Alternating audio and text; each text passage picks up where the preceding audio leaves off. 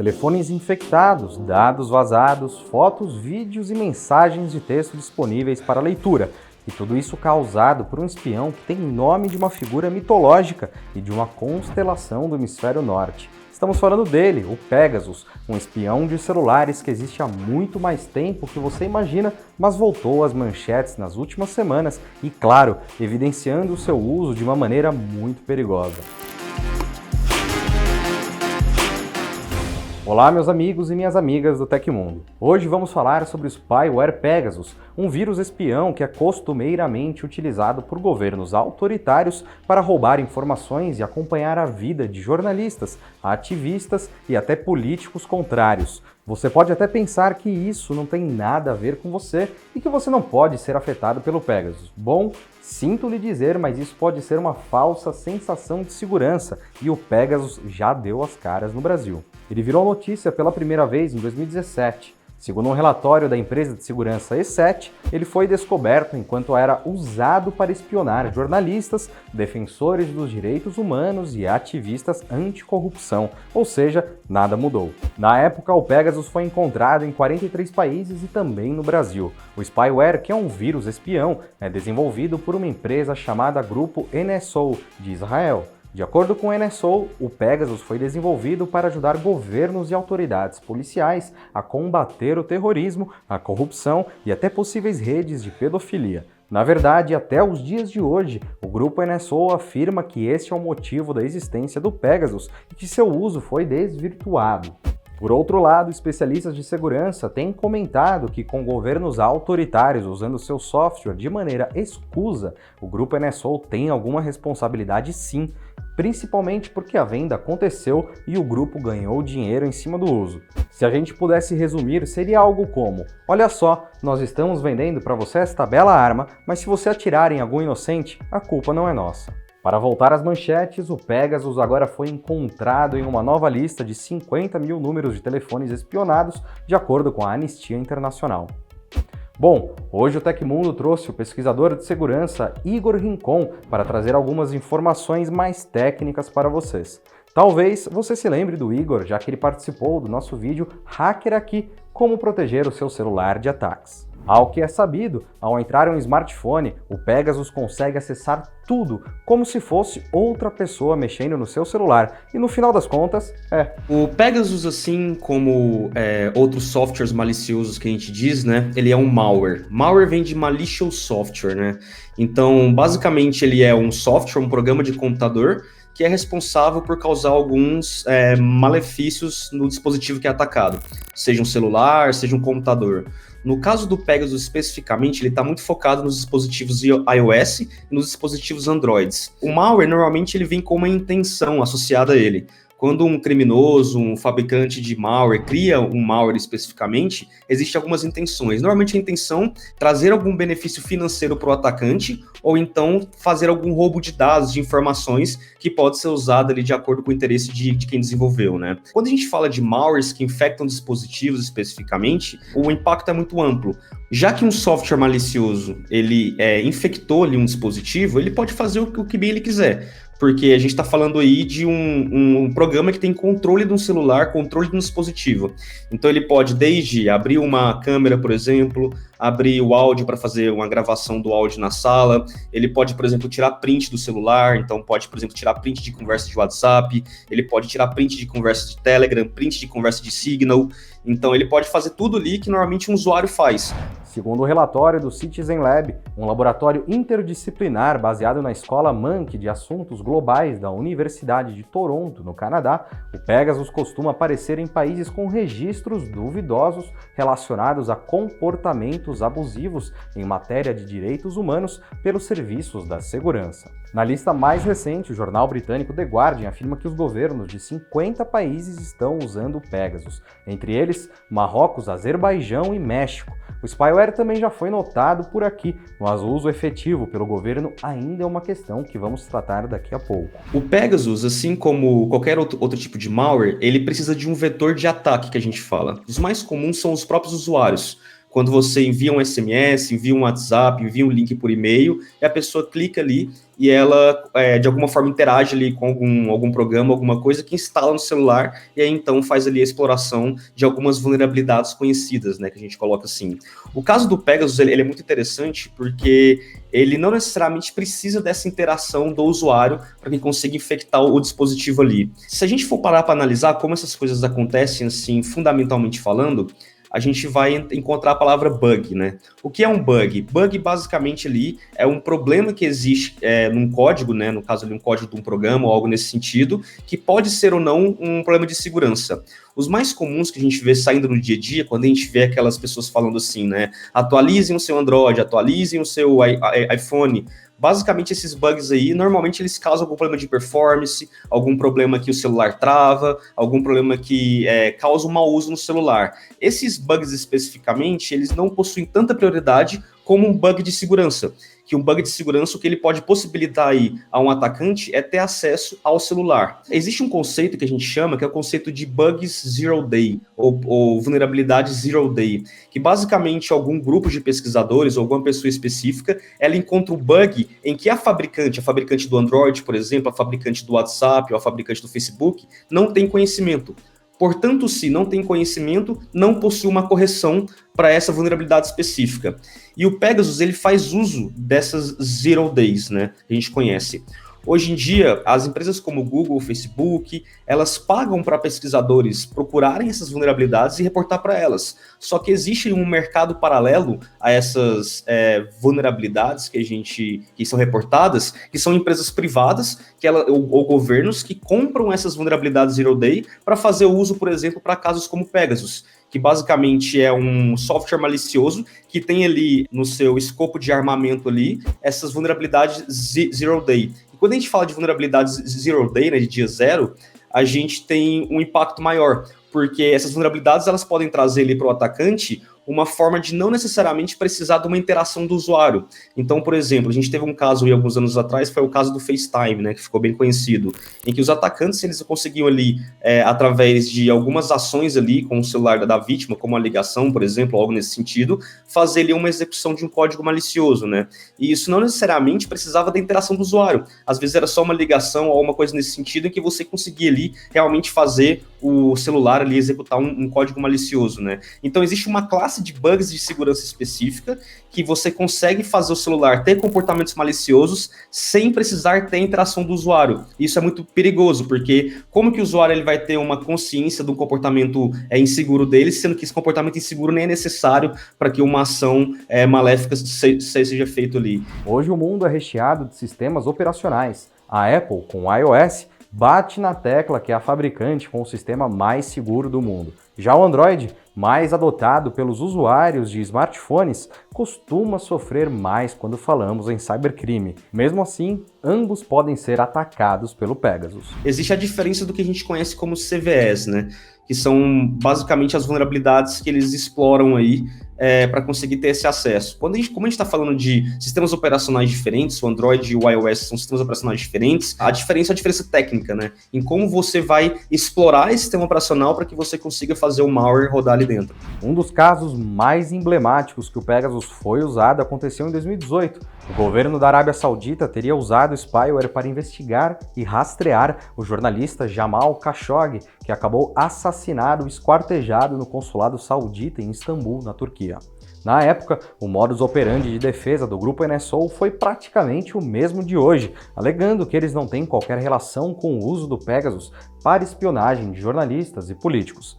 Mesmo assim, a gente fica com aquela sensação: o Pegasus deve ser a ferramenta de espionagem mais perfeita já criada. Isso é uma afirmação assim que não é possível a gente fazer, né? Hoje o Pegasus ele apareceu de alguns anos atrás para cá, ele já vem causando problema, né, em alguns anos que a gente conhece ele, só que a gente não consegue afirmar isso, porque desde o caso do Snowden, por exemplo, e até esses casos recentes, a gente entende que as agências de inteligência mundiais, elas possuem todo um ferramental para fazer espionagens a nível global, assim. Então o Pegasus é um caso que está aparecendo hoje na mídia, mas com certeza existem diversos casos aí de espionagem, de softwares que são instalados no celular das pessoas, em corporações, que a gente não tem conhecimento. Então, talvez seja o spyware, né, o software espião, mais eficaz que a gente conheça, mas não o mais eficaz que exista. É preciso notar que, se você se preocupa com a democracia do seu país e que opiniões divergentes possam coexistir, você precisa lutar contra ferramentas e ações autoritárias e de espionagem. E ainda assim, é preciso lembrar que sua privacidade não está ameaçada apenas pelo Pegasus. Aliás, o Pegasus talvez seja um dos tiros mais longos de algo que possa infectar o seu aparelho. Principalmente quando falamos sobre malwares, ransomwares e outros tipos de vírus que infectam o seu aparelho. Quando a gente fala de malware, né, malware é uma classificação para diversos tipos de softwares maliciosos que a gente encontra, né? Dentro disso a gente tem trojans, a gente tem spywares, a gente tem diversos tipos de classificação de malwares que a gente encontra, né? Quando a gente fala especificamente de celular, normalmente a intenção ou é espionagem ou é roubar algum dado específico, né? Um dado de cartão de crédito que você vai usar, ou uma foto sua que você possa tirar, isso pode ser usado para chantagem após isso, né? Tendo iOS ou Android, você pode ser infectado por malwares com intenções de espionagem ou então de roubar algum dado seu para algum benefício financeiro ou algo nesse sentido. Isso que ainda nem falamos sobre privacidade, um tema delicado e que para muitos especialistas, algo já até utópico em uma sociedade inserida em redes sociais como a nossa. Afinal, se você está na internet, você provavelmente não tem muita privacidade. Google, Apple, Samsung, Facebook, Instagram, YouTube, WhatsApp, Snapchat, Gmail, é tanto aplicativo e tanto site que orbitam a sua vida que a sua privacidade acaba ficando fragilizada. Eu acho que a gente possui um nível de privacidade sim, mas eu acho que as pessoas não estão conscientes sobre o que fazer para manter esse nível de privacidade. Quando a gente olha, por exemplo, para as redes sociais, basicamente o que a gente faz é que a gente fornece essas informações para a rede social, para ela trabalhar em cima dos nossos interesses, dos nossos gostos pessoais, até das nossas ideias, nosso perfil comportamental no dia a dia, né? Então a gente fornece esses dados e eles trabalham em cima disso para mapear as nossas características, vamos colocar assim. Só que, por outro lado, existe o underground. Existem coisas que as pessoas não conhecem que dificilmente elas vão conseguir evitar, né? Por exemplo, a gente tem diversos tipos de vazamentos aí que acontecem anualmente. Então, até onde isso aí a gente pode colocar como um furo de privacidade, né? Porque quando você pega a população em geral, elas não sabem que existe aí um site onde você pode colocar o e-mail de uma pessoa e conseguir a senha do vazamento dela. E o que essa pessoa vai fazer para isso, sendo que ela nem tem consciência que isso existe? Então, assim, quando a gente fala de internet e privacidade, é uma coisa muito difícil a gente entender que a privacidade existe. Eu acredito, assim, que a privacidade, ela é uma análise de risco que você faz. Até onde você quer se expor, até onde são seus benefícios se expondo, até onde você aceita os riscos. Só que para você aceitar os riscos, você precisa saber desses riscos. Você está na internet, é uma troca que você faz de ter privacidade ou não. Mas não estando consciente em relação a isso, dos benefícios e dos riscos que você corre, você só vai jogando informação e aí chega uma hora que você percebe que a casa caiu, né? Aí é o problema. Você já deve ter ouvido falar no nome de Edward Snowden, ex-analista da NSA que revelou o esquema de vigilância mundial conhecido como PRISM. Nesse esquema, ele já incluía o nome dessas grandes empresas de tecnologia relacionadas a problemas de privacidade. Sobre o Pegasus, Snowden também deu seus 50 centavos e comentou a proibição de seu uso. O spyware seria um ataque direto à nossa privacidade, mais perigoso até que as próprias redes sociais. Quando a gente fala de rede social, a gente fala de pessoas que estão basicamente aceitando um termo, de certa forma, né? Elas estão se cadastrando ali, colocando as informações delas. O problema da rede social é que a gente não sabe como essa informação é usada. Mas é você que coloca a foto, é você que coloca o nome, é você que coloca a sua opinião, é você que coloca as coisas ali. Você tem uma escolha consciente ali de colocar essas informações, porém, você não tem uma escolha de como essas informações elas vão ser usadas. Quando a gente fala do Pegasus especificamente, a gente está falando de exploração de vulnerabilidade a nível de hacking mesmo. Então, assim, se caso, por exemplo, uma agência conseguisse uma vulnerabilidade em que você não precisa de interação de usuário, você consegue acessar todos os dispositivos do número a partir de IPs, por exemplo, que são os endereços ali dos dispositivos na internet, né? Ou então do número de telefone, isso seria um problema maior do que a gente tem nas redes sociais hoje. Só que isso não é o que acontece. O Pegasus especificamente, quando a gente olha para esses casos, eles são muito restritos os usos dele, não é tipo algo que eu tenho acesso ou que outras pessoas elas possuem acesso. Isso é vendido por milhões de dólares. Então, normalmente, quando a pessoa chega criar o esforço ali de desenvolver um malware desse, uma aplicação dessa, normalmente é um jogo de milhões de dólares e ela vai vender para governos específicos ou para empresas específicas que têm interesses específicos em usar isso. Então, na minha visão, eu acho que as redes sociais ferem mais a privacidade da pessoa do que o Pegasus, porque o Pegasus especificamente vai ser usado para casos específicos. Não é uma bazuca que vai ser atirada no mundo inteiro, e sim um sniper que vai ser atirado para interesses específicos. Enfim, chegamos ao Brasil. A presença dele por aqui em celulares de brasileiros já foi confirmada pelo pessoal da empresa de segurança E7 lá em 2017 e até hoje. Nos últimos meses, outra polêmica surgiu. O governo brasileiro teria tentado comprar a tecnologia israelense de espionagem. Uma licitação para isso chegou a ser aberta pelo Ministério da Justiça e dedicava um valor de 25 milhões de reais para a aquisição de uma ferramenta de busca e consulta de dados. Segundo o UOL, quem estava por trás dessa compra seria o filho do presidente Jair Bolsonaro, o vereador carioca Carlos Bolsonaro. Aliás, essa compra teria gerado uma tensão no governo, porque Carlos estaria articulando para remover entidades de segurança da licitação, como a ABIN, que é a Agência Brasileira de Inteligência, e o GSI, o Gabinete de Segurança Institucional. A ideia do governo brasileiro, segundo o UOL, ia de encontro com as de governos autoritários que tiveram suas parcerias reforçadas nos últimos anos, como a Arábia Saudita, a mesma que matou e esquartejou Jamal Khashoggi. A ideia seria expandir um grupo paralelo de inteligência do governo. Tanto existiu a intenção que a licitação chegou a ser aberta e a participação do grupo NSO, desenvolvedor do Pegasus, chegou a ser confirmada no pregão eletrônico por fontes do Sistema Brasileiro de Inteligência, o SISBIN. Depois da repercussão negativa, o NSO desistiu da licitação e o vereador Carlos Bolsonaro foi até as redes sociais negar o assunto e zoar dizendo que o único Pegasus que ele conhecia era o de um personagem de um desenho animado. Mas, falando de Pegasus até agora, já parou para pensar se você pode ser um alvo? O Pegasus especificamente, ele faz uso de vulnerabilidades Zero Day. E ele faz uso de vulnerabilidades que não necessitam de interações do usuário. Quando você está exposto a esse tipo de ataque, não tem como você se proteger. A não ser que você faça o seguinte, a não ser que você pegue seus computadores, seu celular, você joga dentro de um vulcão, e aí você nunca mais se conecte à internet em nada, né? Então essa seria a forma de se proteger disso. Mas você tendo um dispositivo móvel conectado na internet, existindo ameaças que exploram vulnerabilidades, que não necessitam de interação do usuário, você pode ser um alvo a qualquer momento. A questão é quem está disposto e quanto estão dispostos a colocar para conseguir acesso às suas informações.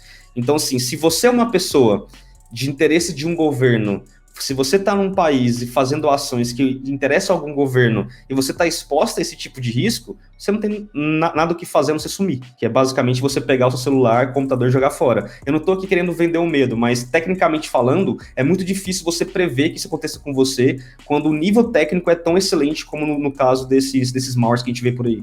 Ou seja, a defesa em camadas ainda é o melhor caminho para sobreviver de maneira segura na internet. Aquela defesa que você sobe um muro aqui, outra ponte ali, e dessa forma o seu computador ou celular exige que um cybercriminoso tome muitos passos até conseguir qualquer dado sensível. Quando a gente fala de cibersegurança, a gente fala de camadas, né? Malwares, em geral, quando eles infectam algum dispositivo, eles não possuem essa técnica específica de você ter uma vulnerabilidade que não necessita de interação de usuário. Isso não é algo comum, é algo que demanda um tempo de pesquisa muito alto e tem um custo muito alto para você desenvolver isso. Quando a gente fala de malware, normalmente, a infecção ela é feita ou por interação de usuário, através de um e-mail ou algo específico, ou da pessoa ali, o atacante, ter acesso direto ao dispositivo que ele quer infectar. Por exemplo, quando ele te rouba o celular, ou ele consegue acesso ao seu computador fisicamente. Normalmente é assim que acontece, você baixa algum vírus, ou você clica em algum link, você dá acesso ao usuário, ao atacante, para que ele consiga realmente infectar o seu computador. E para isso existem algumas proteções, porque esses padrões de malware em geral, assim, eles possuem algumas assinaturas que os antivírus, normalmente, eles conseguem proteger contra isso. Isso a gente está falando uma camada de malwares, né, de softwares maliciosos. Quando a gente fala, por exemplo, de proteções de rede, aí o jogo muda um pouco, porque a gente está falando, por exemplo, de interceptação de tráfego, né? Quando você usa o celular no hotel, por exemplo, você está mandando um dado do seu celular para normalmente um servidor, um dispositivo do Facebook ou algo nesse sentido. E aí você precisa proteger essa conexão. E a gente usa uma ferramenta chamada VPN, né, para fazer essa proteção, que basicamente vai embaralhar os dados entre o seu celular e o servidor de destino, né? E aí evita interceptação de dados por governo, por empresas, por atacantes, coisas nesse sentido. E também tem a sua proteção pessoal, né? As suas senhas, por exemplo, envolve isso, o modo como você usa, por exemplo, um duplo fator de autenticação envolve isso, e como a gente já sabe, existem diversos vazamentos que acontecem no dia a dia. Então, quando só sendo o LinkedIn vazou, por exemplo, em 2015, 2016, e agora, depois de alguns anos, você continua usando a mesma senha em diversas coisas, possivelmente o atacante ele vai ter acesso a essa senha e ele vai ali conseguir acessar as coisas que você, os lugares que você usa essa mesma senha. Então, você precisa ter essa consciência inicialmente de como essas ameaças funcionam para que você consiga colocar as ferramentas necessárias para se proteger ali. Num caso de um governo querendo acesso a essas informações, aí já não tem o que fazer mesmo. Antivírus é importante, junto com ferramentas apropriadas, cofres de senhas e aplicativos de autenticação, mas só isso não basta. Precisamos aprender o que é privacidade e por que ela é importante para todos nós. A partir deste ponto, podemos juntos entender que a privacidade online significa não só que suas fotos e mensagens estão seguras, mas que a nossa sociedade toma um caminho mais justo, igualitário e democrático. Se você chegou até aqui e não é inscrito no canal, então por favor inscreva-se aí no Tecmundo para a gente continuar trazendo mais conteúdo bacana como esse. Aproveita e deixa aquele like se você gostou do vídeo e também comenta aí se tiver alguma sugestão de tema. Quem sabe a sua sugestão não aparece aqui no programa da próxima semana? E eu fico por aqui, até a próxima, tchau, tchau.